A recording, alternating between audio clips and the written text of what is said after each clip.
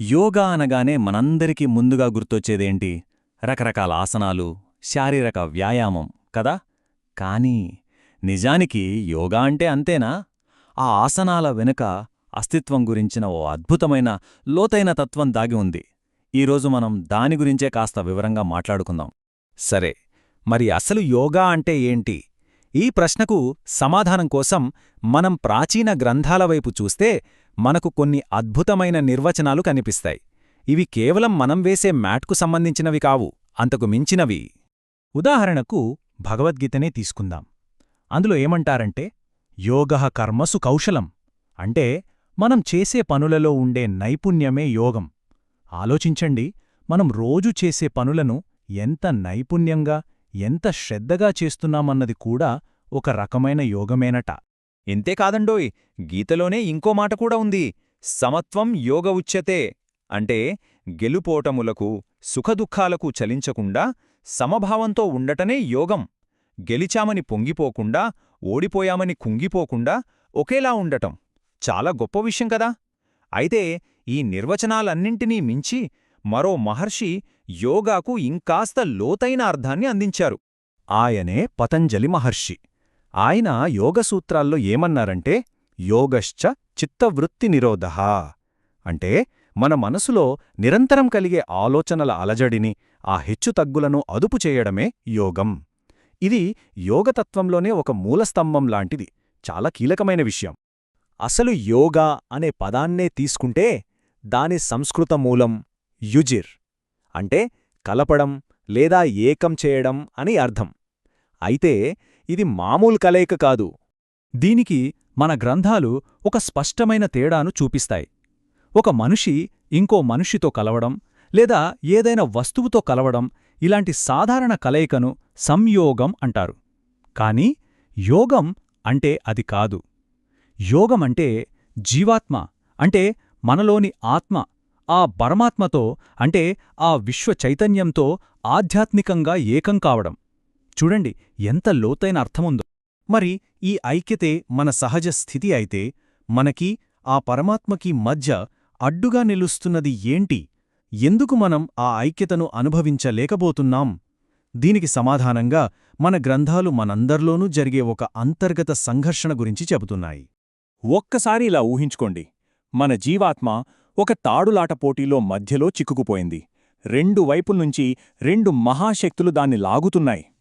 ఒకవైపేమో మన చంచలమైన మనస్సు, అది కోరికల వైపు, బాధల వైపు, ఈ ప్రాపంచిక సంఘర్షణల వైపు లాగుతూ ఉంటుంది. ఇక రెండోవైపు పరమాత్మ, అది మనల్ని ఆనందం వైపు, ఏకత్వం వైపు రమ్మని పిలుస్తూ ఉంటుంది. నిజానికి ప్రతి మనిషి జీవితంలో జరిగే అసలైన సంఘర్షణ ఇదేనేమో కదా. ఈ మనస్సును అదుపు చేయడం ఎంత కష్టమో సాక్షాత్తు అర్జునుడే శ్రీకృష్ణుడితో చెప్పాడు. చంచలం హి మనః కృష్ణ అంటూ, ఓ కృష్ణా, ఈ మనస్సు చాలా చంచలమైనది, బలమైనది, మొండిది, దాన్ని నిగ్రహించడం గాలిని బంధించినంత కష్టమని వాపోయాడు. అవును, మనస్సు అంత చంచలమైనదే. మరి అలాంటప్పుడు ఈ అంతర్గత సంఘర్షణలో ఎలా గెలవాలి? అన్నింటికన్నా ముఖ్యంగా ఈ హడావిడి జీవితంలో, ఈ ఆధునిక ప్రపంచంలో యోగాన్ని ఎలా ఆచరించాలి? అడవులకు వెళ్ళి తపస్సు చేయలేంగదా. దీనికోసమే మన గ్రంథాలు ఒక అద్భుతమైన ప్రాక్టికల్ మార్గాన్ని చూపించాయి. ఆ మార్గమే కర్మయోగం అంటే కర్మ ద్వారా యోగాన్ని సాధించడం.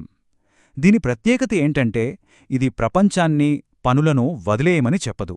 బదులుగా మనం చేసే పనులనే ఒక కొత్త పద్ధతిలో, ఒక కొత్త దృక్పథంతో చేయమని చెబుతుంది. మరి కర్మయోగాన్ని ఎలా మొదలుపెట్టాలి?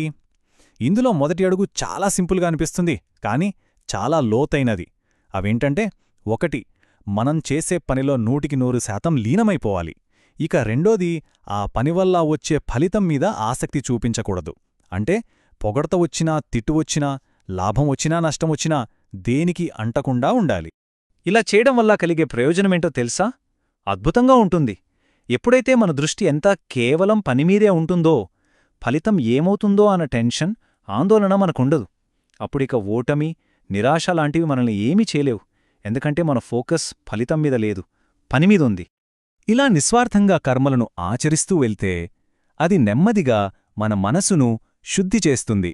అప్పుడు మనం యోగం యొక్క అసలైన అంతిమ లక్ష్యం వైపు ప్రయాణం మొదలుపెడతాం.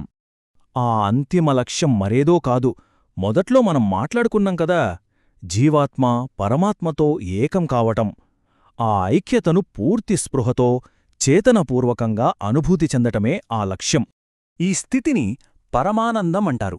ఇది ఎలాంటి ఆనందమంటే ఇంకా దేని గురించి బాధ ఉండదు, ఏ కోరిక మిగిలి ఉండదు.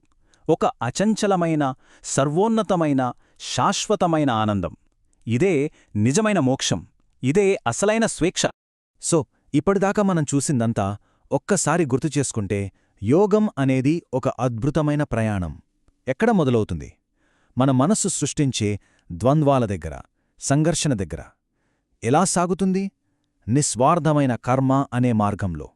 ఎక్కడికి చేరుకుంటుంది? పరమానందమైన అచంచలమైన శాంతిస్థితి. ఈ చర్చంతా మన ముందు ఒక ప్రశ్ననుంచుతుంది. మనమందరం మనల్ని మనం వేసుకోవాల్సిన ప్రశ్న. మనం రోజూ చేసే పనులు, మన కర్మలు మనల్ని ఆ ఐక్యత వైపు, ఆ శాంతి వైపు నడిపిస్తున్నాయా? లేక కోరికలు, సంఘర్షణలు అనే బంధనాల్లో మరింతగా చిక్కుకుపోయేలా చేస్తున్నాయా?